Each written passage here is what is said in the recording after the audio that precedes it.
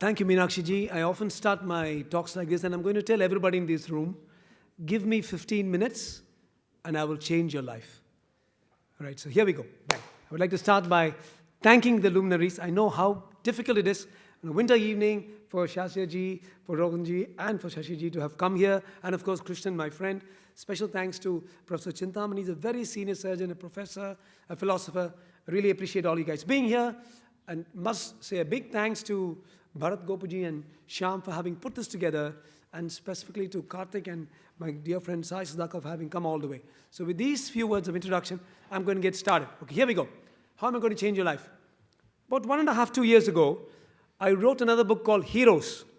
I would also like to appreciate the head for the country, National Executive Secretary, Arvind ji is here, Arvind Tripathi, for Youth for Nation.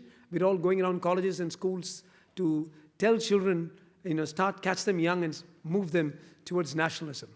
Right, here we go. So I spoke to the last descendant of Bhagat Singh.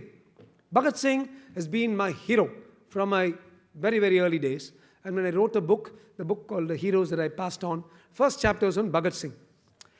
So, well ahead of time, we contacted Bhagat Singh's last descendant, whose name is Professor Jagmohan Singh. And this man, you know what he said to me? It changed my life. See, Bhagat Singh, he affects us through his descendants. He said 2 things. When you write about my grandfather, not really his grandfather, his grandmother's brother, because Bhagat Singh didn't get married. His sister's grandson. He's in Ludhiana. He's a professor. He said, number 1, send me the write-up. I will read the script and only then I will come to Chennai. And number 2, he said, I want to meditate for 5 minutes below the statue of Chempakaraman Pillai. And I must share with all of you my shame and my betrayal, as Shasya ji said, as Krishnan said, as Shashi Shekhar said, and as Rohan said. I said, what? Who? Chempakaraman Pillai? He said, he's there. He's in Chennai. His statue is there. I thought he would want to go to some particular restaurant. And Bhagat Singh, he said, you know what he told me? He said, I have Bhagat Singh's blood. I want to stand before Chempakaraman Pillai's statue. And then started my journey, though I was just finishing that one book, on who Chempakaraman Pillai was. And just as I connected about Bhagat Singh with his family, I was fortunate that I spoke to Chempakaraman Pillai. He was also childless, like Bhagat Singh. He got married at 41 and he died at 43. But Lakshmi Bai, because she was so young when she got married to him, he was 41 and she was only 25. And she lived to a ripe old age. She invested in the stock market in Mumbai and made a lot of money. And she was still a heroine. And I want to start my speech by saying, much of the stuff was handed down by word of mouth, like our itihasas, like our Puranas. They were handed down by word of mouth from Lakshmi Bai to the family of Chempakaraman, whom she looked after, and to Chempakaraman's sister's grandson, who actually wrote a book, but again in the Tamil vernacular language, about Chempakaraman Pillai. I managed to get a bunch of books and then tracked the family and spoke to them. And all of them said the same thing. I said, many things when you read in the book, you'll say, well, how do you know he went to Bose and met him in Vienna? Because Lakshmi Bai was there. And who was Lakshmi Bai? She studied in Imphal. She was a Manipuri orphan. From an orphanage, she was picked up by a Russian lady who adopted her. That Russian lady was traveling up and down to China and back. She was thought to be a spy and she was shot. So there's this little girl, 5 or 6-year-old, no mother. She was picked up by none other than Madame Kama, who designed our flag. Our Triranga, Har Ghar Triranga, was actually designed by Madame Kama. Later, of course, Pingala Venkaya Pingaya made it out, the final version. They kept saying the same thing. She was she was just like Jhansi Rani. She was a nationalist to the core. She was homeschooled by Madame Kama. She went for every speech of Madame Kama's and for Chempakaraman Pillai's, and she fell in love with him. And she spent 32 years trying to get his ashes in. And this is how every one of the family members told me. They said, she wouldn't lie. There's no reason for her to lie. They also said, and this I bring to your notice, see, an idea, you need a germ of an idea. Victor Hugo said, no army can resist the power of an idea whose time has come. When the time comes for an idea, everything shifts. And we're all trying to get that time for the world, to look at Chempakaraman Pillai and for India to look at Chempakaraman Pillai. We all talk about a north-south divide. We all talk about how a few regional parties down south keep saying, don't go with the nationalist parties. They will overtake you. They will overwhelm you because they don't care about your language. They don't care about your heroes. And unfortunately, my dear friends, and I'm talking to the larger body politic here, that there is an element of truth in that. In my first book on heroes, I've written about Velu Nachiyar from the south, who lived and died 80 years before Rani of Jhansi. She beat the English hollow in multiple battles and ruled for 8 years, absolutely undefeated.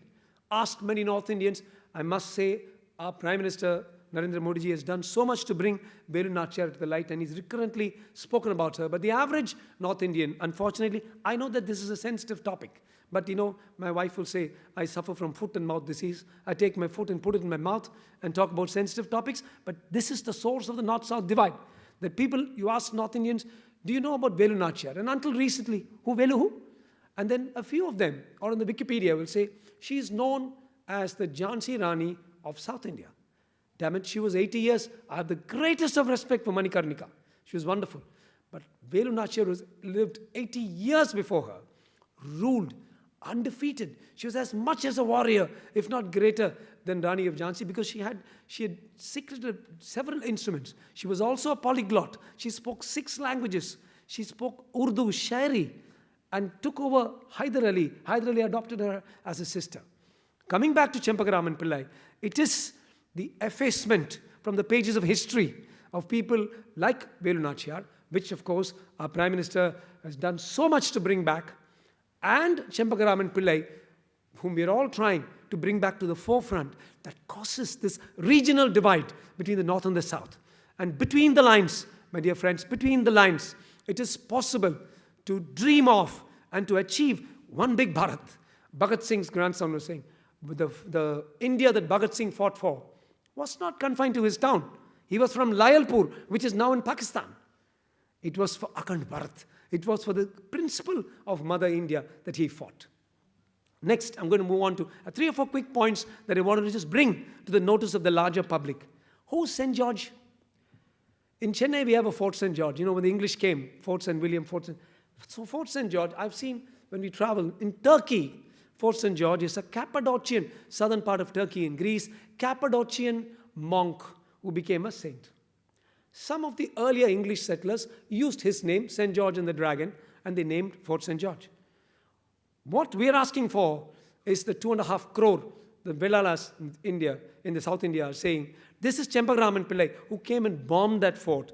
This is Dr. Chempakaraman Pillai who got the map of the fort and bombed only that part where the English were residents. This is Chempakaraman Pillai who told the German commandants of the ship, I want to make sure that not a single Indian hair is harmed. And that is why he commandeered it. We know all this from data. I'm going to come to my next request there. And he damaged the Burma Shell oil tank. He killed 4 Englishmen, 3 Englishmen, and 13, damaged 13, and injured grievously 13 of them and went away. He shook the British Empire to such an extent that the largest recorded ransom on any Indian at that point of time of 1 lakh for a head was on Dr. Chempakaraman Pillai, a doctor, double PhD, an engineer, a man who could speak 12 European languages, 3 Indian languages, who flew in World War I, dropping pamphlets telling people, don't fight for England, fight for Germany. He was actually successful in Mesopotamia, in Iraq. In Iraq, 5,000 of our Sikhs who were posted in Iraq said, we will not fight for the English against the Germans in the First World War. There's documentation of every one of these. And unfortunately, the German army did not have guns for these men to go and fight. So they said, at least you'll be stretcher bearers. So our 5,000 Sikhs were actually fighting as volunteers and paramedics in the First World War in Mesopotamia. It's there in the encyclopedia of the World War I. And yet, we have forgotten who Chempakaraman Pillai is. As both of them so beautifully said, Rohit was saying, they said, sir, in every police cop, Singham, whichever movie you say, Jai Hind, sir, Jai Hind, sir. But who said Jai Hind? Everywhere we say, Inqulab, Zindabad. I remember having tears in my eyes when I saw the pillars in the parliament which were burnt from Bhagat Singh's bombs, when Batukeshwar Bhatt and Bhagat Singh threw those bombs. And they shouted Inquilab Zindabad. We did, my friend Sai Sudhakar and I did a test. We asked in several colleges at which we speak. Arvind knows about that. We asked the students, who first coined the term Inquilab Zindabad? Blank. Why don't we know about these? Why are we learning about imaginary things like Bahubali? I have nothing against the movie. But we are concerned with Bahubali or Singham or Jawan or Pathan. These are our Jawans. These are our Pathans. These are our Bahubalis. It was a great poet called Mohani Punjabi who coined the term Inquilab Zindabad. This man refused to go to Pakistan at the time of partition, saying, I lived in India, I will die in India. And he stayed and died as a beggar, unfortunately, in the streets of Lucknow after coining the term Inquilab Zindabad. And yet, we forget them and we spend crores and crores on our film stars. Our film stars are not our heroes. They are our real heroes. These people are our real heroes. Very, very important. My next point is, so my point was, one of my contentions in this book is, why call it Fort St. George? Why not call it Fort Chempakaraman Pillai? This is a man who gave his life for our country, and that's what we want. As Rohanji said, we give Bharat Ratna to so many people. I've even written in the book, one of the most shameful Bharat Ratnas, and I'm sorry, I'm going to say this in public space, one of the most shameful Bharat Ratnas is one of the first Bharat Ratnas given by Jawaharlal Nehru to Jawaharlal Nehru, signed by Jawaharlal Nehru, in the presence of Jawaharlal Nehru. He can give himself. Why can't we give a Bharat Ratna to Dr. Chempakaraman Pillai? Friends, I don't believe that you need to speak before 100,000 people for an idea to go across the world. Jesus spoke before 12 people. The first time, Prophet Muhammad ﷺ spoke before 2 people, Ali bin Talib and the Nubian slave. All it requires is the idea, a few people. And now we have technology for it to go around the world, for us to get people to where they should truly be. My last request is, a lot of this data came from Lakshmi Bai, and Lakshmi Bai died in Mumbai. When she died in Mumbai, the intelligence at that point of time, the Congress intelligence, went inside. They broke open the door after she died. They took all the documents from there, and they took them to the same place. We have to come back to the same place where the Sengol was hibernating for 30, 40 years with a label called Nehru's Walking Stick, that ashram in Allahabad. I'm not doing Congress bashing. I'm doing bashing of whatever is anti-national. In Allahabad, it was sitting there with the stick. Query, is it Nehru's Walking Stick? And it was a Sengol given by our people from the south with the greatest of joy, with the greatest of love. And having restored that to its rightful place in the new parliament, you have won. The north has won the hearts of the south. And our prime minister has won the hearts of the south. My request is, you can win more hearts. You can win all of us by restoring our heroes to where they really should be, because we've had so many heroes. Probably the first fighter in the War of Independence is a person called Arugumuthu Kon. I know. With all this ras and gas, it's very difficult to say it. But Arugumuthu Kon, he was bombed. He had a cannon in front of him and he was blasted. It happened in 1756. But I remember when people said, who's the first person who fought? I remember answering Mangal Pandey and getting marks for it. Mangal Pandey, 1857. Arugumuthu Kon, 1756. Do history its justice. Do chronology its justice. And the South will welcome the North with open arms and embrace you. And that is what we want. We want for an Akhand Bharat. So my final claim, thank you guys, even if one clap comes from the heart, that's what I want. My final claim to the world is all the original documents of Chempakaraman Pillai spirited away, secreted away, and kept by our Lakshmi Bai. They were in that Mumbai apartment. They were taken away after her death because she had no children, and they were kept away in Prayagraj. My request to the government, I know that this government is good. There are a number of people here who can directly speak to the very top, and my duty to this great man, my correction, my redeeming of my pledge of shame that I did not know who Chempakaraman Pillai was when Bhagat Singh's blood is telling me I want to go and stand before Chempakaraman Pillai. That shame will go with me to my grave, and the only way we can redeem that and get rid of that is to do what is just by him. And my request is that we open that Allahabad museum, Anand Ashram or something it's called, and we take out Chempakaraman Pillai's, because many people ask, oh, is this the truth? You know, we are the worst guys to suspect each other. Is it the truth? And that's why I spoke to all the family. That data is locked, including possibly a priceless letter of apology from Adolf Hitler. Adolf Hitler has not apologized to anyone. You ask him for an apology, you get a bullet. But he apologized to him. It's documented in the German newspapers. But that apology note that he sent to him, we feel, and this Lakshmi Bai has said currently to her family members, multiple attacks on their family by the Nazis were to try to retrieve that letter, and that's why they killed him. My friends, how long are we going to let such heroes be buried under the sands of forgotten history? I say, open up Anand Ashram. I say, open up those boxes that will have Dr. Pillai on them. I say, get that apology of Adolf Hitler. Get all the other documents pertaining to Bose and Chempakaraman Pillai, which Lakshmi Bai has talked about. And I repeat, Lakshmi Bai will not lie.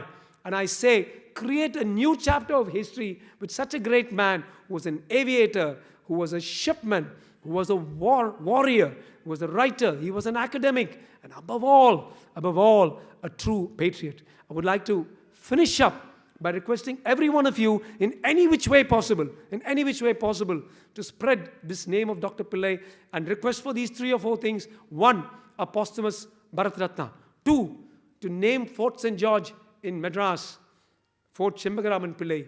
And 3, to open up the original, 4, I'll finish up with the 4. 3, open up the original documents. And 4, right now in Delhi, he is in the terrorist cell. The terrorist part. Why? Because he bombed Madras.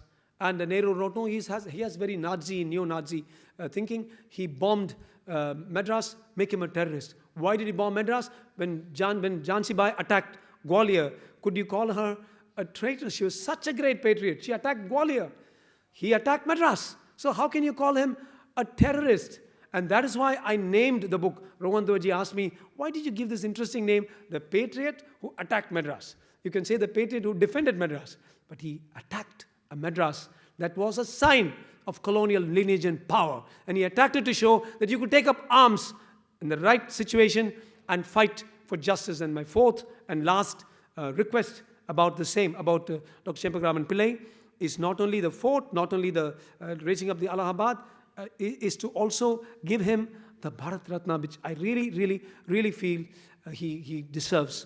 And I think that, finally, as she said, if we could make this into a movie someday, we're already talking, we also got 1 or 2 youngsters with us here who will fit the role.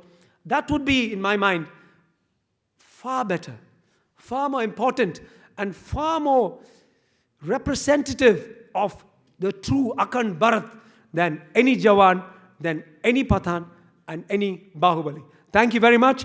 Jai Hind.